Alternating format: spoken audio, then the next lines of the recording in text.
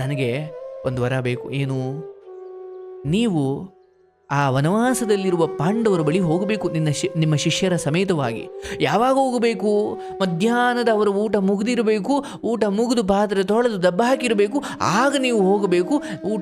ಊಟಕ್ಕೆ ತಯಾರು ಮಾಡಿ ಅಂತ ನೀವು ಹೇಳಬೇಕು. ಯಾಕೆ? ದುರ್ಯೋಧನನಿಗೆ ಗೊತ್ತು ಪಾಂಡವರು ವನವಾಸದಲ್ಲಿದ್ದಾರೆ. ಇಷ್ಟು ಜನ ಒಟ್ಟಿಗೆ ಹೋದರೆ ಅವರಿಗೆ ಸತ್ಕಾರ ಆತಿಥ್ಯ ಮಾಡಲಿಕ್ಕೆ, ಉಪಚಾರ ಮಾಡಲಿಕ್ಕೆ ಅವ್ರಿಗೆ ಸಾಧ್ಯವೇ ಇಲ್ಲ. ಒಳ್ಳೆ ಸಂಕಷ್ಟದ ಸ್ಥಿತಿಗೆ ಅವರನ್ನು ದೂಡು ಬಿಡಬೇಕು. ಅದರಲ್ಲೂ ದೂರ್ವಾಸರು ಹೇಳಿದ್ದನ್ನು ಕೇಳದೆ ಹೋದರೆ ಅವರು ಶಾಪ ಕೊಟ್ಟು ಬೂದಿ ಮಾಡಾಕ್ಬಿಡ್ತಾರೆ. ಇಂಥ ಕಷ್ಟಕ್ಕೆ ಪಾಂಡವರನ್ನು ಏನಾದರೂ ಮಾಡಿ ಸಿಗಾಕ್ಸಬೇಕು ಅಂತ ದೂರ್ವಾಸರನ್ನು ವರ ಕೇಳ್ತಿದ್ದಾನೆ. ಭಕ್ತವತ್ಸಲನಾದ ಭಗವಂತ ಕೃಷ್ಣನನ್ನು ಪ್ರಾರ್ಥನೆ ಮಾಡ್ತಾಳೆ. ಅಪ್ಪ ತಂದೆ, ಎಂಥ ಸ್ಥಿತಿಯಲ್ಲಿದ್ದೀವಿ ಅಂದರೆ ಸಾಕ್ಷಾತ್ ಒಬ್ಬರು ಮಹಾನ್ ಮುನಿಗಳು ದೂರ್ವಾಸರು ಬಂದು ಊಟಕ್ಕೆ ತಯಾರು ಮಾಡಿ ಅಂತ ಹೇಳಿದ್ದಾರೆ. ಏನು ಕಷ್ಟದ ಕಾಲ ನಮ್ಮದು, ಮನೆಯಲ್ಲಿ ಒಂದು ಹಗಲು ಅನ್ನ ಇಲ್ಲ, ಈಗ ಬಂದು ಊಟಕ್ಕೆ ತಯಾರು ಮಾಡಿ ಅಂತ ಹೇಳಿದ್ದಾರೆ. ಏನಿದು ಸ್ಥಿತಿ? ಭಗವಂತ ನೀನೇ ಕಾಪಾಡಬೇಕು ಅಂತ ಕೃಷ್ಣನನ್ನು ನೆನಪು ಮಾಡಿಕೊಳ್ತಾಳೆ. ಬಡವರ ಬಂದು ಭಗವಂತ ಕೃಷ್ಣ ಅಲ್ಲಿಗೆ ಬರ್ತಾನೆ. ಕಲ್ಪನೆ ಮಾಡಿಕೊಳ್ಬೇಕು ನೀವು ಚಿತ್ರವನ್ನು. ಈ ಕಡೆ ದ್ರೌಪದಿ ದುಃಖ ಪಡ್ತಿದ್ದಾಳೆ. ಪಾಂಡವರು ಅವ್ರಿಗೆ ಏನೂ ಮಾಡ್ಲಿಕ್ಕಾಗ್ತಿಲ್ಲ, ದುಃಖ ಪಡ್ತಿದ್ದಾರೆ. ಕೃಷ್ಣ ಬರ್ತಾನೆ. ಯಾಕೆ? ದ್ರೌಪದಿ ಬೇಡ್ಕೊಳ್ತಾಳೆ, ಭಗವಂತ ಕೃಷ್ಣ ಕಾಪಾಡಪ್ಪ, ಈ ಸ್ಥಿತಿ ಬಂದುಬಿಟ್ಟಿದೆ, ಈಗ ಊಟಕ್ಕೆ ತಯಾರು ಮಾಡಬೇಕು, ಏನು ಮಾಡೋದು ನಾವು? ಆಗ ಕೃಷ್ಣ ಬರ್ತಾನೆ. ಬಂದೇನನ್ಬೇಕು? ಅಯ್ಯೋ ನನಗೆ ಹಸುವಾಗಿದೆ, ಇಲ್ಲಿ ಊಟ ತಗೊಂಡು ಬಾ ಅಂತಾನೆ. ಈಗ ನೋಡಿ ದ್ರೌಪದಿಗೆ ತಲೆಕೆಟ್ಟು ಹೋಗುತ್ತೆ. ಅಲ್ಲ, ನಾನು ಕರೆದಿದ್ದೇ ಊಟ ಇಲ್ಲ ಅಂತ, ಕೃಷ್ಣ ಬಂದು ಮತ್ತು ಊಟ ಕೇಳ್ತಾವನಲ್ಲಪ್ಪ, ಇವನೆಂತ ಹುಚ್ಚ ಅನ್ನಂಗೆ ಕೃಷ್ಣನ ಮೇಲೆ ಕೋಪ ಬಂದ್ಬಿಡುತ್ತೆ. ಮಹಾಭಾರತದಲ್ಲಿ ಒಂದು ಅದ್ಭುತವಾದ ಕಥೆಯನ್ನು ಹೇಳ್ತಾರೆ. ಪಗಡೆ ಆಟ ಆದಮೇಲೆ ಪಾಂಡವರು ಆ ಪಗಡೆ ಆಟದಲ್ಲಿ ಸೋತು ರಾಜ್ಯ, ಕೋಶ, ಸೈನ್ಯ ಎಲ್ಲ ಕಳ್ಕೊಂಡು ಕಾಡ್ಗೋಗ್ಬಿಟ್ಟಿದ್ದಾರೆ. 12 ವರ್ಷ ವನವಾಸ, 1 ವರ್ಷ ಅಜ್ಞಾತವಾಸ. ಹೀಗೆ ಕಾಡ್ಗೋಗಿದ್ದಾರೆ. ಇಲ್ಲಿ ದುರ್ಯೋಧನ ರಾಜ್ಯವನ್ನು ಆಳ್ತಾ ಇದ್ದಾನೆ.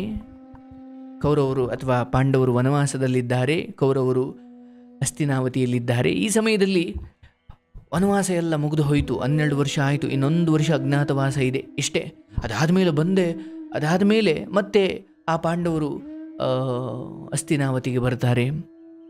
ಅವರಿಗೆ ಮರಳಿ ರಾಜ್ಯವನ್ನು ಕೊಡಬೇಕಲ್ಲ ಅಂತ ದುರ್ಯೋಧನಿಗೆ ದುಃಖವಾಗಲಿಕ್ಕೆ ಶುರುವಾಯಿತು. ಅಯ್ಯೋ, ಅವರು ಬಂದ ಮೇಲೆ ಮತ್ತೆ ಅವರಿಗೆ ರಾಜ್ಯವನ್ನು ವಾಪಸ್ ಕೊಡಬೇಕಲ್ಲ.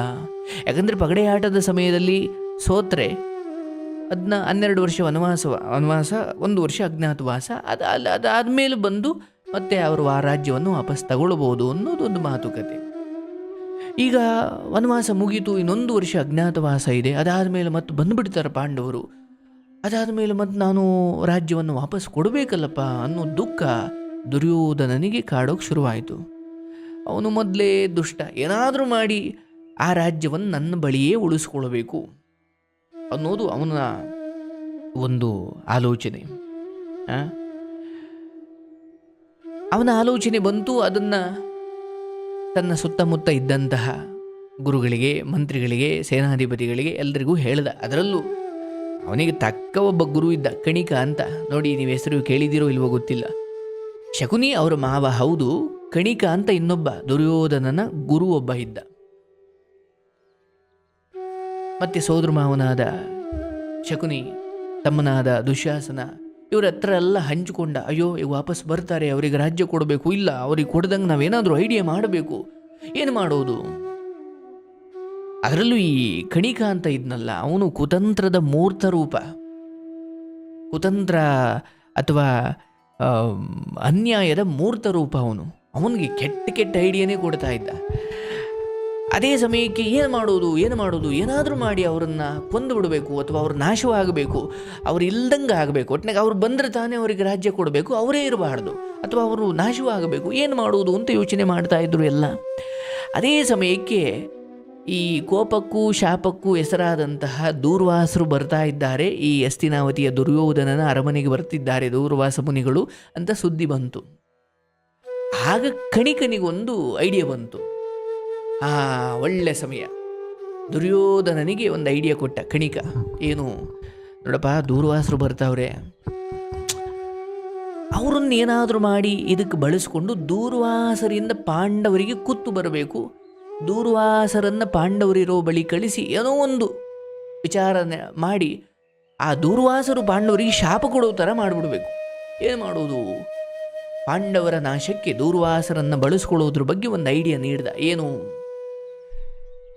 ಈ ಕಣಿಕ ಅನ್ನೋ ಈ ದುರ್ಯೋಧನ ಗುರು ಇದ್ನಲ್ಲ, ಅವನು ದುರ್ಯೋಧನಿಗೆ ಹೇಳ್ದ, ನೋಡಪ್ಪ, ಈಗ ದೂರ್ವಾಸರು ಬರ್ತಾರೆ, ಅವ್ರನ್ನ ಚೆನ್ನಾಗಿ ಉಪಚಾರ ಮಾಡು, ಅವ್ರನ್ನ ಚೆನ್ನಾಗಿ ನೋಡ್ಕೊ, ಆತಿಥ್ಯವನ್ನು ಕೊಡು, ಅವರಿಗೆ ಪ್ರಿಯವಾಗುವಂತೆ ನಡ್ಕೊ, ಅವರಿಂದ ಒಂದು ವರ ತಗೋ. ಆ ವರ ಏನು ಅಂದರೆ, ಪಾಂಡವರಿದ್ದಾರಲ್ಲ ಆ ಕಾಡಿಗೆ ದೂರ್ವಾಸರು ಹೋಗಬೇಕು. ಅದು ಯಾವಾಗ ಹೋಗಬೇಕು? ಪಾಂಡವರದ್ದೆಲ್ಲ ಮಧ್ಯಾಹ್ನದ ಊಟ ಮುಗಿದು ಪಾತ್ರೆ ತೊಳೆದಿಟ್ಟಾಗ ಈ ದೂರ್ವಾಸರು ತಮ್ಮ ಶಿಷ್ಯರೊಂದಿಗೆ ಹೋಗಬೇಕು. ಆ ರೀತಿ ಮಾಡಬೇಕು. ಅಲ್ಲಿ ಹೋಗಿ ಊಟಕ್ಕೆ ರೆಡಿ ಮಾಡಿ ಅಂತ ಋಷಿಗಳು ಹೇಳಬೇಕು. ಅಲ್ಲಿ ಊಟ ಇಲ್ಲ, ಆಗ ಶಾಪ ಕೊಡ್ತಾರೆ. ಇಂಥದ್ದೊಂದು ಐಡಿಯಾ ಕೊಟ್ಟ ಯಾರು? ಕಣಿಕ. ಓ, ಒಳ್ಳೆ ಐಡಿಯಾ ಅನ್ನಿಸ್ತು ದುರ್ಯೋಧನಿಗೆ. ಆಯಿತು, ದೂರ್ವಾಸರು ತಮ್ಮ 100 ಶಿಷ್ಯರೊಂದಿಗೆ ಬಂದರು. ಇದನ್ನೇ ಅವರನ್ನು ಸತ್ಕಾರ ಮಾಡಿ ಸ್ವಾಗತ ಮಾಡಿ ಅವರಿಗೆಲ್ಲ ಬೇಕು ಬೇಡಗಳನ್ನು ದುರ್ಯೋಧನ ನೋಡ್ಕೊಳ್ತಾನೆ. ಬಹಳ ಚೆನ್ನಾಗಿ ಸತ್ಕಾರ ಮಾಡ್ತಾನೆ. ಎಲ್ಲ ಸತ್ಕಾರ ಮಾಡಿದಾದ ಮೇಲೆ ಆ ದೂರ್ವಾಸರಿಗೆ ಮನಸ್ಸಂತೃಪ್ತಿ ಆಗುತ್ತೆ. ಅಯ್ಯ ದುರ್ಯೋಧನ, ಬಹಳ ಚೆನ್ನಾಗಿ ಸೇವೆ ಮಾಡಿದೆ ಕಣಯ್ಯ, ಏನಾದರೂ ವರ ಬೇಕು ಕೇಳ್ಕೊ, ನಾನು ಕೊಡ್ತೀನಿ ಅಂತ ದೂರ್ವಾಸರು ಹೇಳಿದಾಗ ದುರ್ಯೋಧನ ಏನು ಕೇಳ್ತಾನೆ ಗೊತ್ತೇನು? ನನಗೆ ಒಂದು ವರ ಬೇಕು. ಏನು? ನೀವು ಆ ವನವಾಸದಲ್ಲಿರುವ ಪಾಂಡವರ ಬಳಿ ಹೋಗಬೇಕು, ನಿಮ್ಮ ಶಿಷ್ಯರ ಸಮೇತವಾಗಿ. ಯಾವಾಗ ಹೋಗಬೇಕು? ಮಧ್ಯಾಹ್ನದ ಅವರ ಊಟ ಮುಗಿದಿರಬೇಕು, ಊಟ ಮುಗಿದು ಪಾತ್ರೆ ತೊಳೆದು ದಬ್ಬ ಹಾಕಿರಬೇಕು, ಆಗ ನೀವು ಹೋಗಬೇಕು, ಊಟಕ್ಕೆ ತಯಾರು ಮಾಡಿ ಅಂತ ನೀವು ಹೇಳಬೇಕು. ಯಾಕೆ?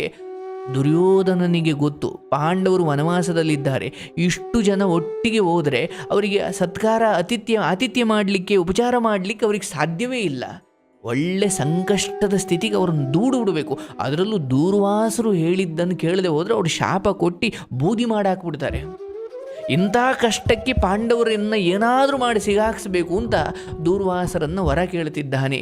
ಮಹಾಮುನಿಗಳೇ, ನೀವು ನನಗೊಂದು ವರ ಕೊಡಬೇಕು, ಕೊಡ್ತೀನಿ ಅಂತ ಬೇರೆ ಮಾತು ಕೊಟ್ಟುಬಿಟ್ಟಿದ್ದೀರಾ. ಹೌದಪ್ಪ, ಕೇಳಪ್ಪ, ಏನು ಬೇಕು? ಏನಿಲ್ಲ, ನೀವು ಆ ವನವಾಸದಲ್ಲಿರೋ ಪಾಂಡವರ ಬಳಿ ಹೋಗಬೇಕು ನಿಮ್ಮ ಶಿಷ್ಯರ ಸಮೇತವಾಗಿ. ಅವರೆಲ್ಲ ಊಟ ಆದಮೇಲೆ ಹೋಗಿ ನೀವು ಅವರ ಆತಿಥ್ಯವನ್ನು ಬೇಡಬೇಕು, ಊಟಕ್ಕೆ ತಯಾರು ಮಾಡಿ ಅಂತ ಹೇಳಬೇಕು. ದೂರ್ವಾಸರಿಗೆ ಮನಸ್ಸಲ್ಲಿ ಅರ್ಥವಾಗುತ್ತೆ, ಎಲ್ಲ ದುಷ್ಟ ದುರ್ಯೋಧನ, ಆ ಪಾಂಡವರನ್ನು ಏನಾದರೂ ಮಾಡಿ ನಾಶ ಮಾಡಬೇಕು ಅನ್ನೋದು ನಿನ್ನ ದುರ್ಬುದ್ಧಿ. ಆಗಲಿ, ವಿಧಿಯ ಇಚ್ಛೆ, ಏನು ಮಾಡಲಿಕ್ಕಾಗುತ್ತೆ? ವರ ಕೇಳಪ್ಪ ಅಂತ ಬೇರೆ ಹೇಳಿಬಿಟ್ಟಿದ್ದೀನಿ, ವರ ಕೇಳಿದ್ದಾನೆ, ಇನ್ನು ನೆರವೇರಿಸಲೇಬೇಕು ಅಂತ. ಆಗಿದ್ದಾಗಲಿ ಅಂದುಕೊಂಡು ಆ ಶಿಷ್ಯರ ಸಮೇತವಾಗಿ ಆ ಪಾಂಡವರಿದ್ದಂತಹ ಕಾಡಿಗೆ ಹೋಗ್ತಾರೆ. ವನವಾಸದಲ್ಲಿದ್ದ ಪಾಂಡವರ ಬಳಿ ಹೋಗ್ತಾರೆ. ಆಗಿನ್ನೂ ಊಟ ಮುಗಿಸಿ ಆ ಪಾಂಡವರು, ದ್ರೌಪದಿ ಆದಿಯಾಗಿ ಎಲ್ಲರೂ ಊಟ ಮುಗಿಸಿ ಪಾತ್ರೆಯನ್ನೆಲ್ಲ ತೊಳೆದು ಮಡಗಿದ್ದಾಳೆ ದ್ರೌಪದಿ. ಏನೂ ಇಲ್ಲ ಅಲ್ಲಿ ಊಟ. ಅದೇ ಸಮಯಕ್ಕೆ ಶಿಷ್ಯರ ಸಮೇತವಾಗಿ ದೂರ್ವಾಸರು ಹೋಗ್ತಾರೆ. ಹೋದ ತಕ್ಷಣ ನಾವು ಸ್ನಾನ ಮುಗಿಸ್ಕೊಂಡು ಬರ್ತೀವಿ, ಊಟಕ್ಕೆ ತಯಾರು ಮಾಡಿ ಅಂತ ಇಷ್ಟು ಹೇಳಿಬಿಟ್ಟು ಹೋಗುತ್ತಾರೆ. ನದಿ ಕಡೆ ಹೋಗುತ್ತಾರೆ. ಇವರಿಗೆ ಎಂಥ ದೊಡ್ಡ ಸಂಕಷ್ಟ.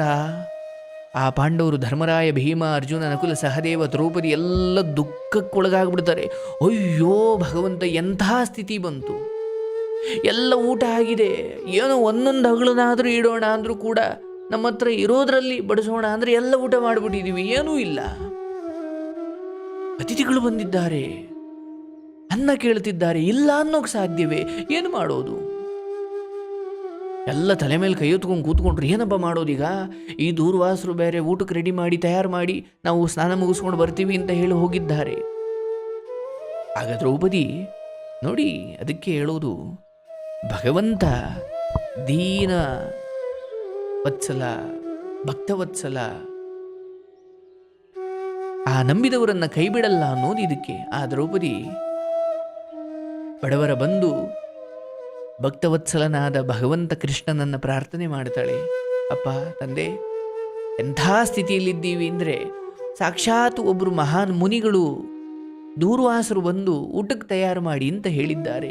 ಏನು ಕಷ್ಟದ ಕಾಲ ನಮ್ಮದು, ಮನೆಯಲ್ಲಿ ಒಂದು ಹಗಲು ಅನ್ನ ಇಲ್ಲ, ಈಗ ಬಂದು ಊಟಕ್ಕೆ ತಯಾರು ಮಾಡಿ ಅಂತ ಹೇಳಿದ್ದಾರೆ. ಏನಿದು ಸ್ಥಿತಿ? ಭಗವಂತ ನೀನೇ ಕಾಪಾಡಬೇಕು ಅಂತ ಕೃಷ್ಣನನ್ನ ನೆನಪು ಮಾಡಿಕೊಳ್ತಾಳೆ. ಬಡವರ ಬಂಧು ಭಗವಂತ ಕೃಷ್ಣ ಅಲ್ಲಿಗೆ ಬರ್ತಾನೆ. ಕಲ್ಪನೆ ಮಾಡಿಕೊಳ್ಬೇಕು ನೀವು ಚಿತ್ರವನ್ನು. ಈ ಕಡೆ ದ್ರೌಪದಿ ದುಃಖ ಪಡ್ತಿದ್ದಾಳೆ, ಪಾಂಡವರು ಅವ್ರಿಗೆ ಏನೂ ಮಾಡ್ಲಿಕ್ಕಾಗ್ತಿಲ್ಲ, ದುಃಖ ಪಡ್ತಿದ್ದಾರೆ. ಕೃಷ್ಣ ಬರ್ತಾನೆ. ಯಾಕೆ? ದ್ರೌಪದಿ ಬೇಡ್ಕೊಳ್ತಾಳೆ, ಭಗವಂತ ಕೃಷ್ಣ ಕಾಪಾಡಪ್ಪ, ಈ ಸ್ಥಿತಿ ಬಂದ್ಬಿಟ್ಟಿದೆ, ಈಗ ಊಟಕ್ಕೆ ತಯಾರು ಮಾಡಬೇಕು, ಏನು ಮಾಡೋದು ನಾವು? ಆಗ ಕೃಷ್ಣ ಬರ್ತಾನೆ. ಬಂದೇನನ್ಬೇಕು? ಅಯ್ಯೋ ನನಗೆ ಹಸುವಾಗಿದೆ, ಇಲ್ಲಿ ಊಟ ತಗೊಂಡು ಬಾ ಅಂತಾನೆ. ಈಗ ನೋಡಿ ದ್ರೌಪದಿಗೆ ತಲೆಕೆಟ್ಟು ಹೋಗುತ್ತೆ. ಅಲ್ಲ, ನಾನು ಕರೆದಿದ್ದೇ ಊಟ ಇಲ್ಲ ಅಂತ, ಕೃಷ್ಣ ಬಂದು ಮತ್ತು ಊಟ ಕೇಳ್ತಾವನಲ್ಲಪ್ಪ, ಇವನೆಂತ ಹುಚ್ಚ ಅನ್ನಂಗೆ ಕೃಷ್ಣನ ಮೇಲೆ ಕೋಪ ಬಂದ್ಬಿಡುತ್ತೆ. ಏನು ತಿಂತೀಯ? ಏನೂ ಇಲ್ಲ ಅಂತಲೇ ನನ್ನನ್ನು ಕಾಪಾಡಪ್ಪ ಅಂತ ನಿನ್ನನ್ನು ಕರೆದ್ರೆ ನೀನೂ ಬಂದು ಇಲ್ಲಿ ನನಗೊಂಚೂರು ಊಟ ಕೊಡು ಅಂತಿದೆಯಲ್ಲ, ಇದು ಎಂಥ ನಾಟಕ ನಿಂದು ಅಂತ ದ್ರೌಪದಿ ಹೇಳ್ತಾಳೆ. ಕೃಷ್ಣ ಹಂಗೆ ಯಾಕಂತೀಯ, ಇಲ್ಲಿ ತಗೊಂಡು ಬಾ ಅಂತ ಊಟದ ಮಡಿಕೆ ಏನಿತ್ತು ಅದನ್ನು ತಗೊಂಡು ಬಾ ಅಂತ ಹೇಳ್ತಾನೆ ಕೃಷ್ಣ. ಕೃಷ್ಣ ಎಂತ ಇದು ನಿನ್ನ ಮಾತು?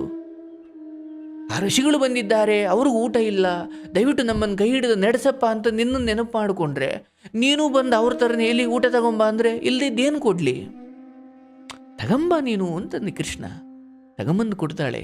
ಅದರೊಳಗಡೆ ಒಂದು ಅಗಲಿರುತ್ತೆ, ಒಂದೇ ಒಂದು ಅನ್ನದ ಅಗಳು. ಈ ಕಡೆ ಎಲ್ಲ ಋಷಿಗಳು ಸ್ನಾನಕ್ಕೆ ಹೋಗಿದ್ದಾರೆ, ದೂರ್ವಾಸರು ಶಿಷ್ಯರೆಲ್ಲ ಸ್ನಾನಕ್ಕೆ ಹೋಗಿದ್ದಾರೆ.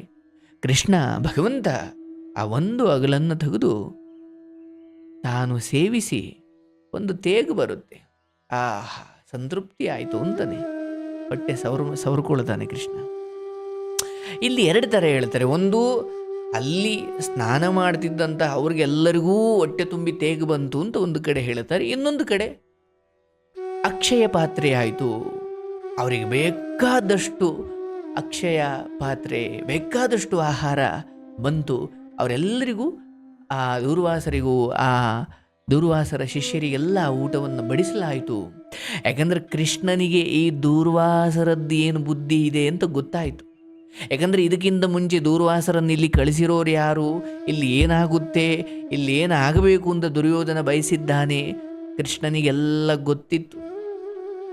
ಈ ಸಂಕಟದಿಂದ ಪಾರು ಮಾಡಲಿಕ್ಕೆ ಕೃಷ್ಣ ಬಂದದ್ದು ಸುಮ್ಮನೆ ಬಂದದ್ದ ಇಲ್ಲ, ಅವನ ಭಕ್ತರಿಗಾಗಿ ಬಂದದ್ದು. ಭಕ್ತಿ ಎಂಥದ್ದು ಅಂದರೆ, ಆ ಪಾಂಡವರಿಗೆ ಕೃಷ್ಣ ಪಂಚಪ್ರಾಣ, ಆ ದೈವ, ತಂದೆ ತಾಯಿ, ಬಂಧು ಬಳಗ ಎಲ್ಲವೂ ಕೃಷ್ಣನೇ ಆಗಿದ್ದ. ಅಂಥವರ ಕೂಗಿಗೆ ಕೃಷ್ಣ ಬಂದೇ ಬರ್ತಾನೆ. ಹಾಗೆ ಬಂದದ್ದು ಕೂಡ. ಹಾಗೆ ಬಂದು ಅವನು ಒಂದು ಅಗಳು ಅನ್ನವನ್ನು ತಿಂದು ಹೊಟ್ಟೆ ತುಂಬುತ್ತಪ್ಪ ಅಂದ. ಅವನಿಗೆ ಹೊಟ್ಟೆ ತುಂಬಿದ ಅವನಿಗೆ ಹೊಟ್ಟೆ ತುಂಬಿತು ಅಂದರೆ ಎಲ್ಲರಿಗೂ ಹೊಟ್ಟೆ ತುಂಬಿದಂತೆ. ಆನಂತರ ಆ ಪಾತ್ರೆ ಅಕ್ಷಯವಾಗುತ್ತೆ. ಅಂದರೆ ಕೇಳಿದ್ದನ್ನು ಕೊಡುವಂಥದ್ದು, ಏನು ಕೇಳಿದೆಯೋ ಅದನ್ನು ಕೊಡುವಂತಹ ಪಾತ್ರೆ ಅದಾಯಿತು. ಅದಾದ ಮೇಲೆ ಬಹಳಷ್ಟು ಆಹಾರ ಅಥವಾ ಊಟ ತಯಾರಾಗುತ್ತೆ. ಆ ಊಟವನ್ನು ದೂರ್ವಾಸರಿಗೂ ಆ ಶಿಷ್ಯರಿಗೂ ಊಟ ಬಡಿಸಿ ಅವರನ್ನು ಸಂತೃಪ್ತಿಗೊಳಿಸ್ತಾರೆ. ಇದೊಂದು ಕತೆ, ಮುಂದಕ್ಕೆ ಅದ್ಭುತವಾದ ವಿಚಾರಗಳು ನಡೀತವೆ. ಇದು ಯಾಕೆ ಹೇಳ್ತಾ ಇದ್ರು ಹಿರಿಯರು ನಮಗೆ ಅಂದರೆ, ನೋಡಿ ಇಲ್ಲಿ ಎರಡು ವಿಚಾರ. ಒಂದು, ಭಗವಂತನನ್ನು ನಂಬಿದವರಿಗೆ ಭಗವಂತ ಎಂದಿಗೂ ಕೂಡ ಕೈ ಬಿಡುವುದಿಲ್ಲ, ಅವರನ್ನು ಕಷ್ಟಕಾಲದಿಂದ ಪಾರು ಮಾಡ್ತಾನೆ ಅನ್ನೋದಕ್ಕೆ ಇದೊಂದು ಉದಾಹರಣೆ. ಯಾಕಂದರೆ ದ್ರೌಪದಿ, ಅಪ್ಪ ಕೃಷ್ಣ ಇಂಥ ಪರಿಸ್ಥಿತಿ ಬಂದ್ಬಿಟ್ಟಿದೆ, ನಮ್ಮನ್ನು ಕಾಪಾಡಪ್ಪ ಅಂತ ದ್ರೌಪದಿ ಕೇಳಿಕೊಂಡ್ಳು. ಇನ್ನೊಂದು ವಿಚಾರ, ದುರ್ಯೋಧನನಿಗೆ ಏನೋ ಒಂದು ಆಸೆ ಬಂತು. ಏನು?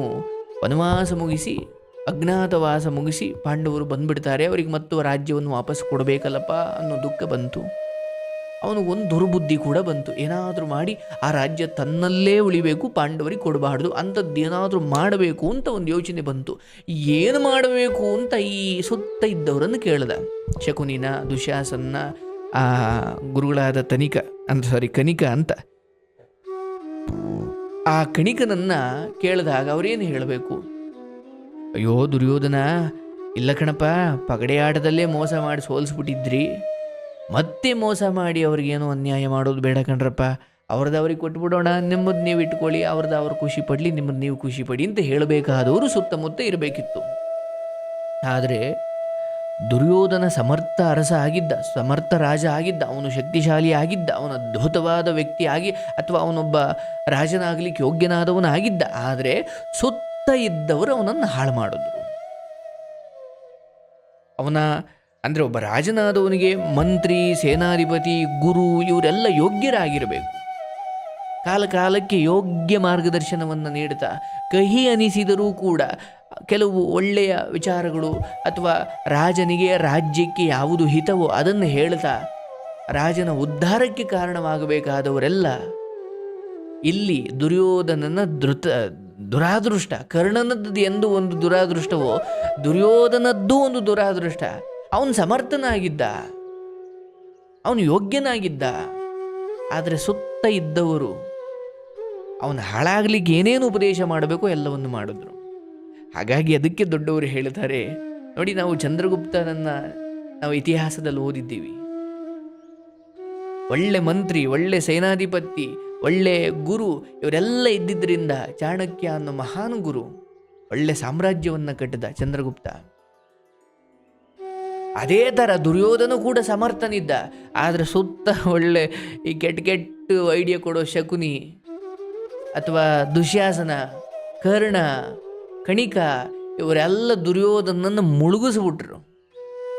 ಅದಕ್ಕೆ ನಾನೇನು ಹೇಳೋದು, ನೀವೆಷ್ಟೇ ಸಮರ್ಥರಿರಿ, ನಿಮ್ಮ ಸುತ್ತಮುತ್ತಲಿನಿರೋ ಜನರು ನಿಮ್ಮ ಉದ್ಧಾರಕ್ಕಿದ್ದಾರೋ ನಿಮ್ಮನ್ನು ಹಾಳು ಮಾಡಲಿಕ್ಕಿದ್ದಾರೋ ಮೊದಲು ಕಂಡುಕೊಳ್ಳಿ.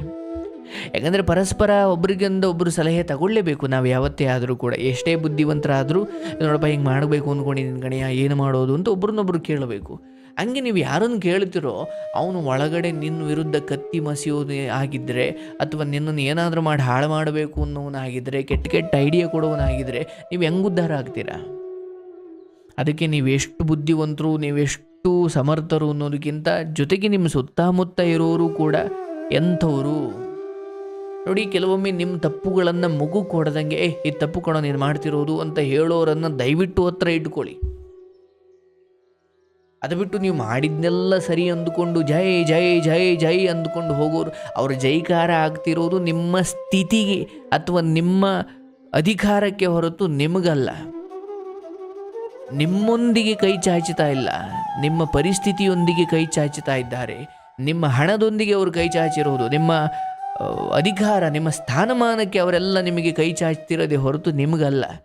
ಅಧಿಕಾರ ಸ್ಥಾನಮಾನ ಹೋದ ಮೇಲೆ ನೀವ್ಯಾರೋ ಅವ್ರು ಯಾರೋ. ಹಾಗಾಗಿ ನಿಮ್ಮ ಜೊತೆ ಇರುವ ಜನರನ್ನು, ಅವನು ಶಕುನಿ ಥರ ಇದ್ದರೆ ದಯವಿಟ್ಟು ದೂರ ಇಡಿ, ಅವನೊಬ್ಬ ದುಶ್ಯಾಸನ ಥರ ಇದ್ದರೆ ಅವನು ದಯವಿಟ್ಟು ದೂರ ಇಡಿ. ನಿಮ್ಮ ಸುತ್ತಮುತ್ತ ಒಂದೋ ನಿಮಗೆ ನೀವು ಗುರುವಾಗಿ ನೀವೊಬ್ಬರೇ ನಿರ್ಧಾರ ತೆಗೆದುಕೊಳ್ಳುವಷ್ಟು ವಿವೇಕವನ್ನು, ಜ್ಞಾನವನ್ನು ಬೆಳೆಸ್ಕೊಳ್ಳಿ. ಇಲ್ಲ ನಿಮ್ಮ ಸುತ್ತಮುತ್ತ ಇರೋರನ್ನ ಹೇಳಿ ಕೇಳಿ ಮಾಡುವಷ್ಟು ಇದ್ದೀರಾ ಯಾಕೋ ನಿಮ್ಮ ಬದುಕಲ್ಲಿ ಅಂದರೆ ಆ ಸುತ್ತಮುತ್ತ ಇರೋರನ್ನ ಯೋಗ್ಯವಾಗಿಟ್ಟುಕೊಳ್ಳಿ ಅಲ್ವಾ? ಇಷ್ಟು ಬಹಳ ಮುಖ್ಯವಾದ ವಿಚಾರ ಅಲ್ವೇ? ಹಾಗಾಗಿ ಭಗವಂತ ನಂಬಿದವರನ್ನು ಕೈ ಬಿಡುವುದಿಲ್ಲ ಅನ್ನೋದಕ್ಕೆ ಇದೊಂದು ವಿಚಾರ. ಆಗಲಿ, ಒಳ್ಳೆಯದಾಗಲಿ.